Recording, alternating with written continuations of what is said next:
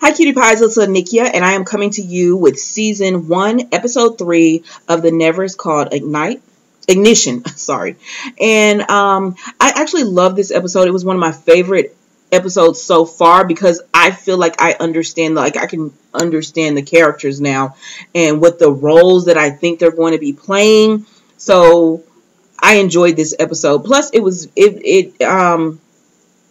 I think everyone is settling into their character now. Like, I don't look at, like, you no longer look at certain people as good people or villains or, So, anyways, it starts off with the Beggar King's men are gathering up their bounty. So they take over this wharf and the docks and everything, and they I guess they run it, so whatever comes in, they get a piece of it, of the action and everything.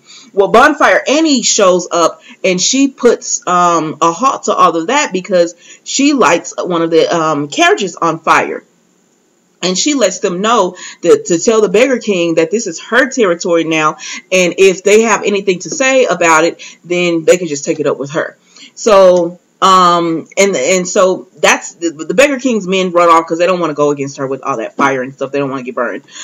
And out of the darkness, Amelia is there with Penance, and they tell her. So Penance has created this machine that puts like a foam over Bonfire Annie's hands so that she can't ignite her fire to do anything or defend herself or get away from Amelia. Not that I think she would. I think, just so she would, just in case. But so then Miss True starts beating up on Bonfire Annie, and Penance is like, I have enough of this foam for both of you because that's too much violence. We were just supposed to be here to talk. So anyway, Penance goes off and tries to put out the fire that Bonfire Annie started. And Amelia and Bonfire Annie speak. And they're talking about her joining the cause because she told her your natural instinct was to protect me from, Madeline killing Amelia last week on the last week's episode. Her natural instincts, and she said she didn't mean to do that, and so that's when Amelia tells Bonfire Annie, but yeah, that's your natural instincts. So why don't you come over here to the orphanage and we can all be together and we can all, fight, protect, keep each other safe. And Bonfire Annie was like, no, I'm cool. I'm doing this on my own. I'm fine. Nothing's, no one's really going against her.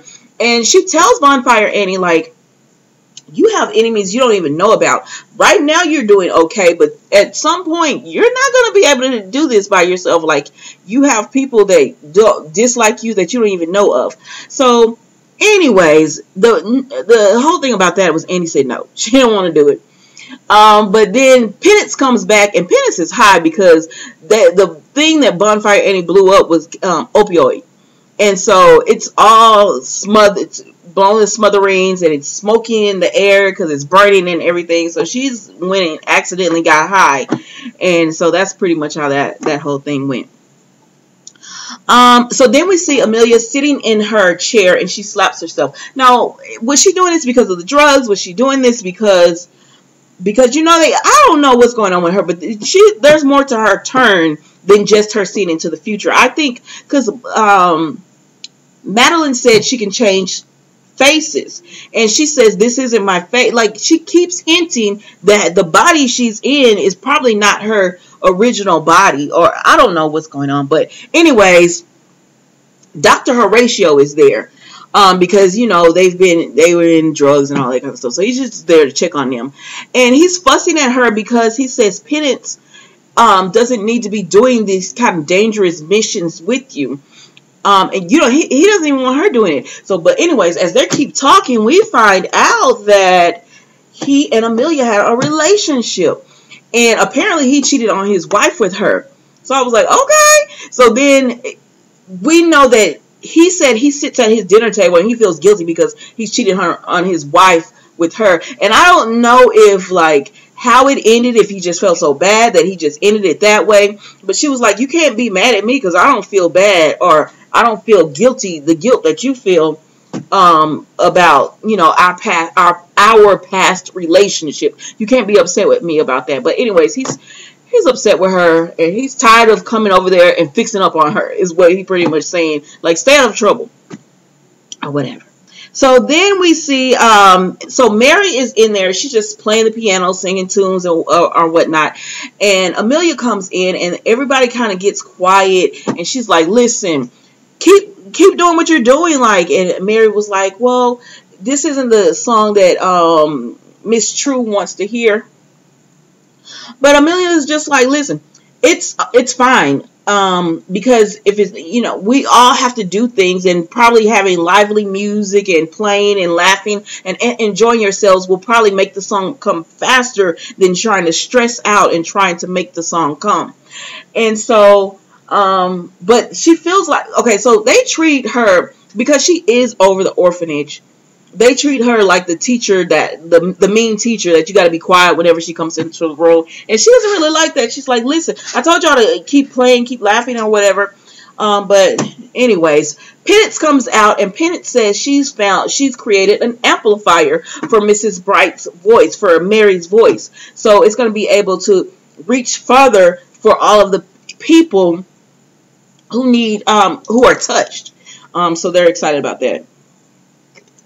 Okay, so then we see Mary goes to visit Amelia, and she pretty much tells her, you've seen something, and you don't want to tell us what it is, like, because she can see into the future. She was like, you've seen something, and you don't want to tell us what it is. What is it? And you're keeping secret. Anyway, she doesn't trust her. And she says, you want me to sing, but the reason I might be having such a hard time singing is because I don't know if I should be bringing them to you, or whatever. So then,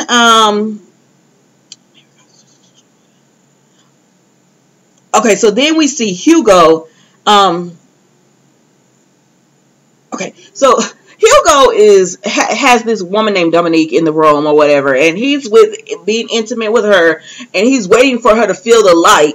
I guess as they climax, they're supposed to light the room with light, and that's the whole special thing about touch people, and that's what, the catch is to being in his club. But she doesn't do it, and he's like, I thought you were touched. And so she's a disappointment. Now Augustus comes, and Augustus is now back to himself, because remember in the episode before, he got drunk and went there and ended up sleeping with, I guess, 2 of the touched women or whatever. But now he's back to himself, and he's like, oh my gosh, I didn't want to agree to whatever it is that I agreed to with you, yada yada yada. And Hugo's like, listen, I already got them papers signed. You are a part of this too. Don't worry, you're gonna get a salary, you're gonna get paid. Your sister won't find out about it, and all that. Pretty much, Hugo is just like, it's over. This is happening. And Augustus is Augustus. So moving on from that, we see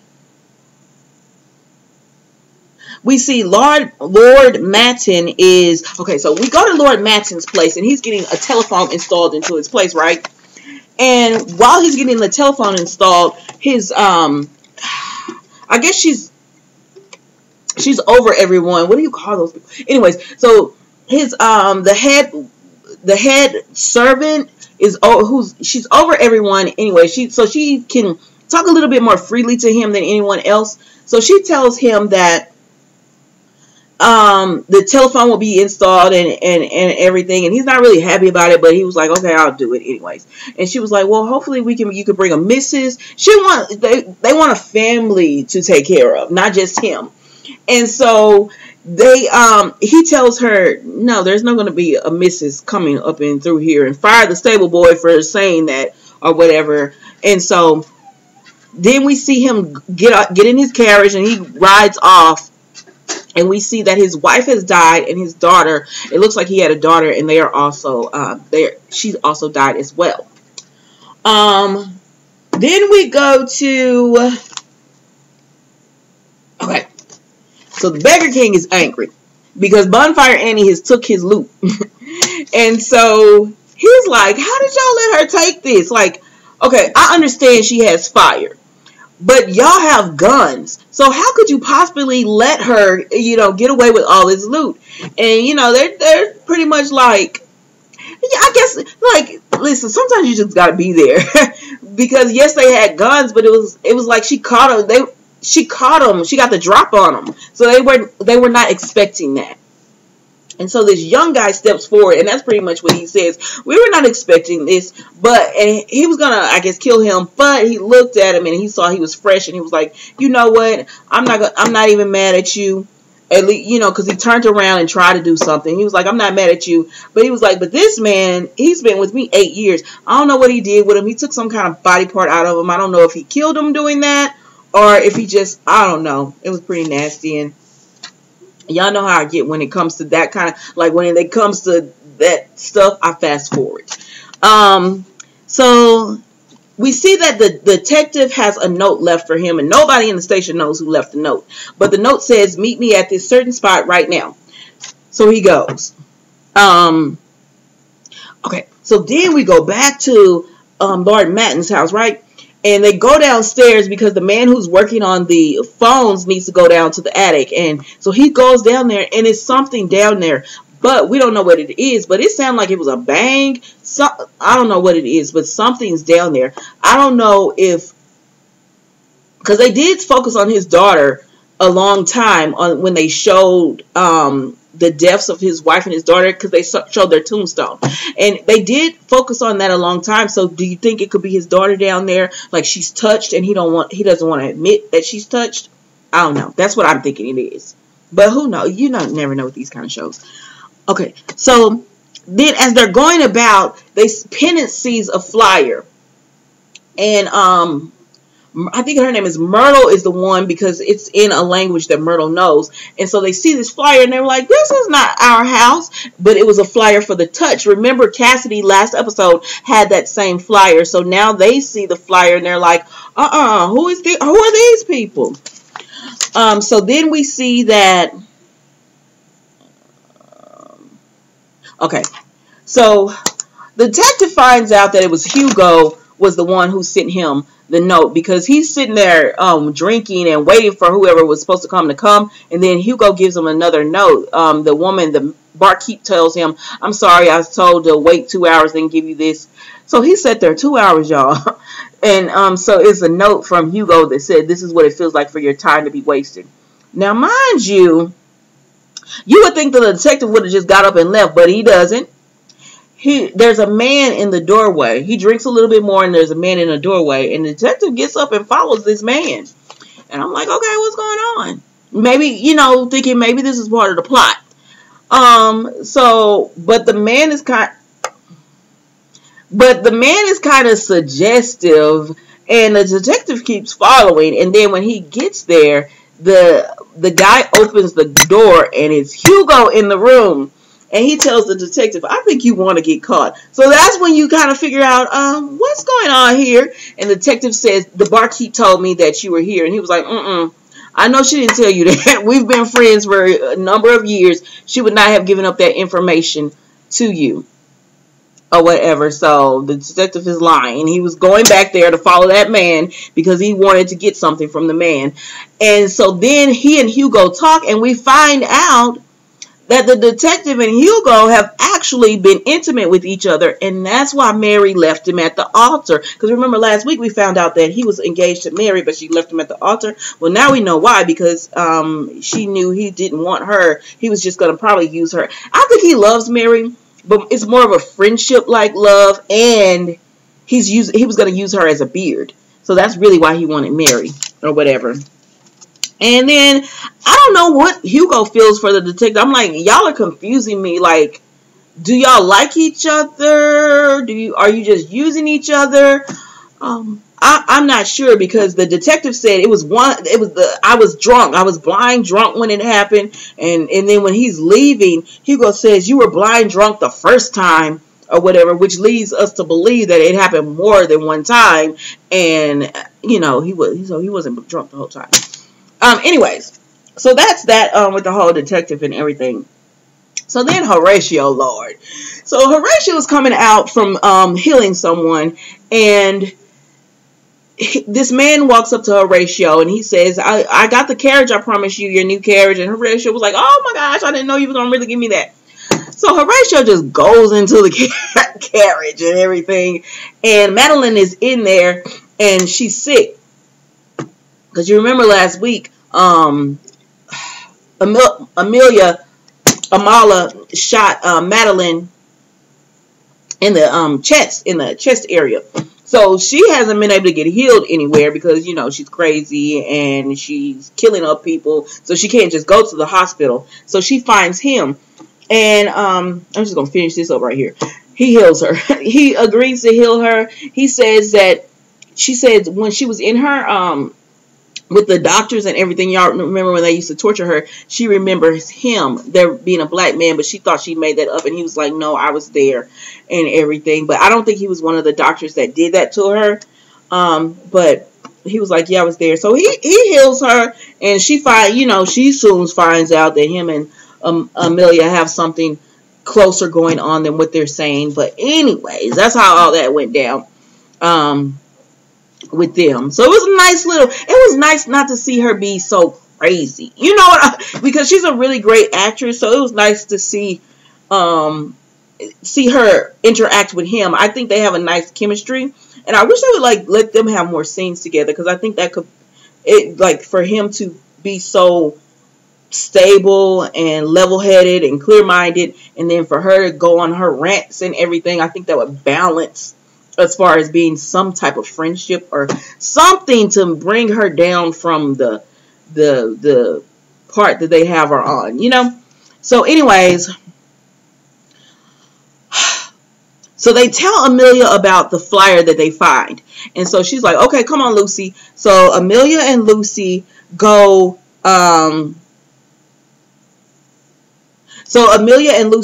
to the house. Remember last week, the house Cassidy went to? So now they're going there because the address was on the flyer.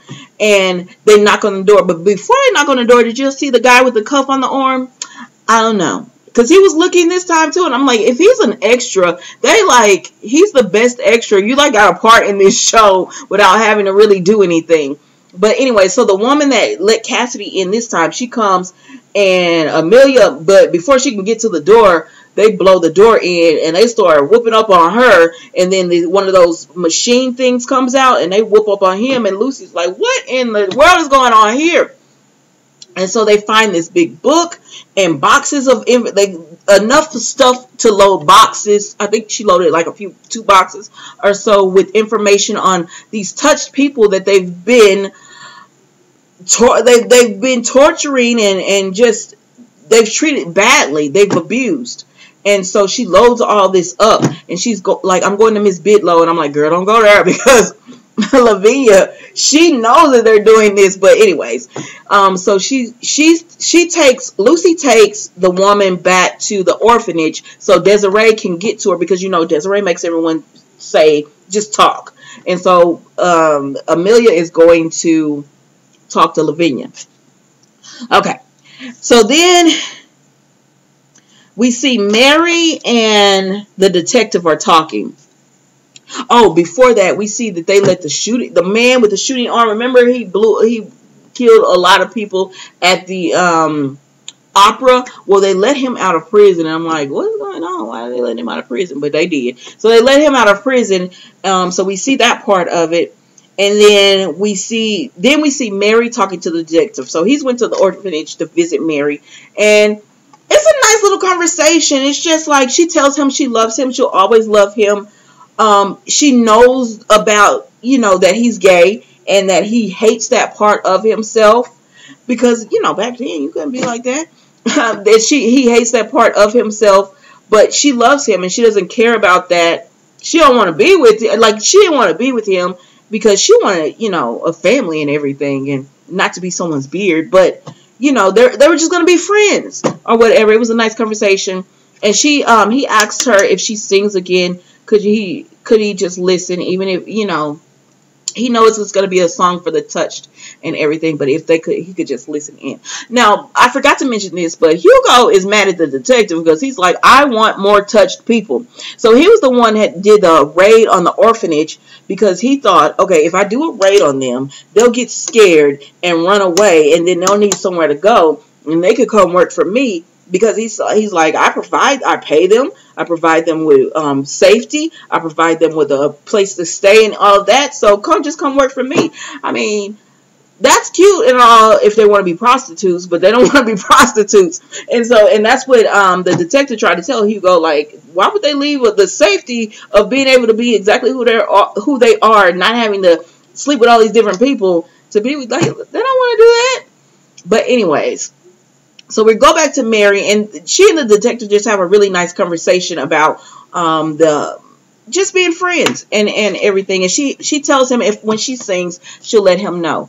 So then here goes Amelia telling Lavinia everything, and Lavinia is just acting so oh my gosh, let me find out who owns that house and everything, which is probably Lavinia owns it herself. But she's like, let me find out who owns the home and all that kind of stuff. And then that's pretty much it. We all know that, you know, Lavinia is not wanting, you know, she didn't want that found out because she's the one, like, even though she has the orphanage, she also has this other place where they could take the girls and experiment on them and, you know, try to take their spark and you find, because I guess they found a piece of that spaceship or whatever it was, try to figure out what it is. Excuse me, I don't know what kind of power she thinks he's going to give her, but she thinks he's going to do something for her, so she's doing it. All right, so then we see where Amelia leaves Lavinia's place, and she is in the carriage and everything, and the next thing that you know, she's falling into the carriage gets hit, and she's falling into water, and we see that Odom has followed her, and he's like a giant.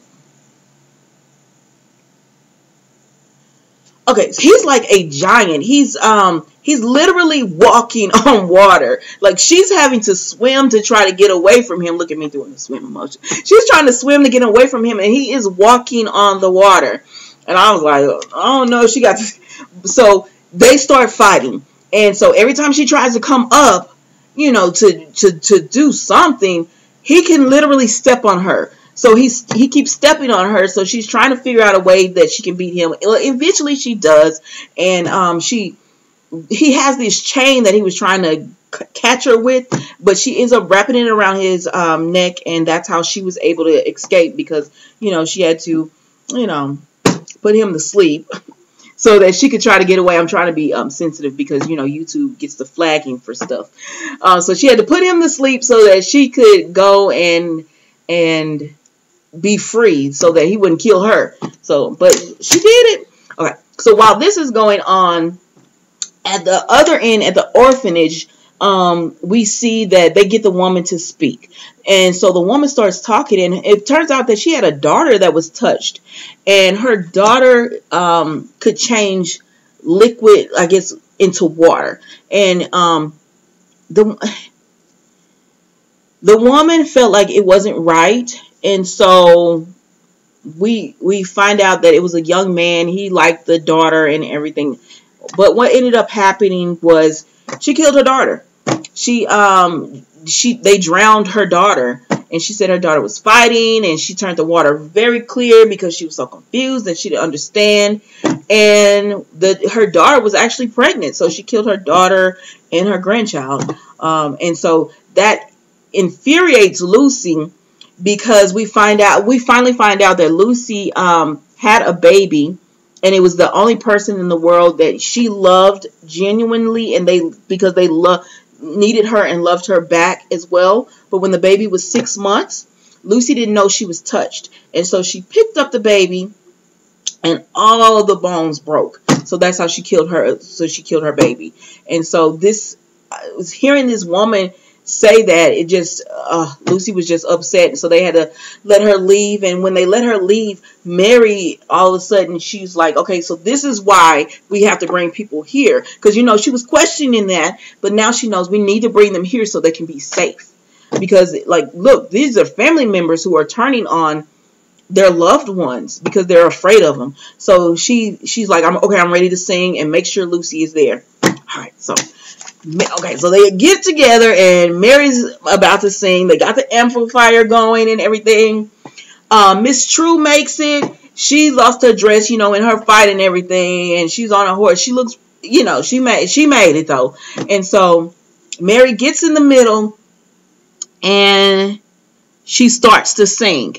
And it's really pretty, you know, because she can really sing, and all these touched people, they hear it. Everybody else is just living their everyday life and everything. They don't hear this song that she's doing, but you see all these touched people hear it, and they're starting to glow. And it's all nice and beautiful. The detective made it. He's just watching. He can't hear anything, but he's watching. And it's so nice. And then all of a sudden, you hear this gunshot ring out, and you see, because Mary's wearing white, and you see blood spatter on her dress. And okay, one shot, and then it just it just keeps happening. It's like she's being shot with an AK or something. And so then you look, and you saw the man with the arm has been released. He was released.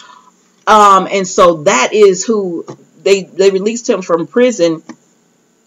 And so now he's shooting up Mary. So whoever had him released, I think it was Lavinia, but they're shooting. He went there just to shoot Mary, just to kill her, because he didn't shoot. He wasn't going after anyone else, but he started going after the detective only because the detective was trying to kill him.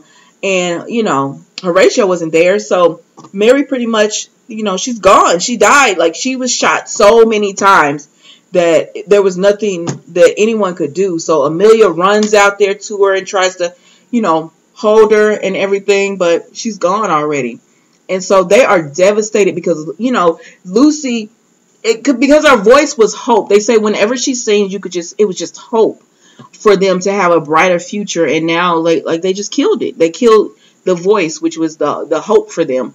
And so then we see them all gather. Okay, detective ended up shooting the man with the arm. He shot him in the eye, so I'm pretty sure he killed him.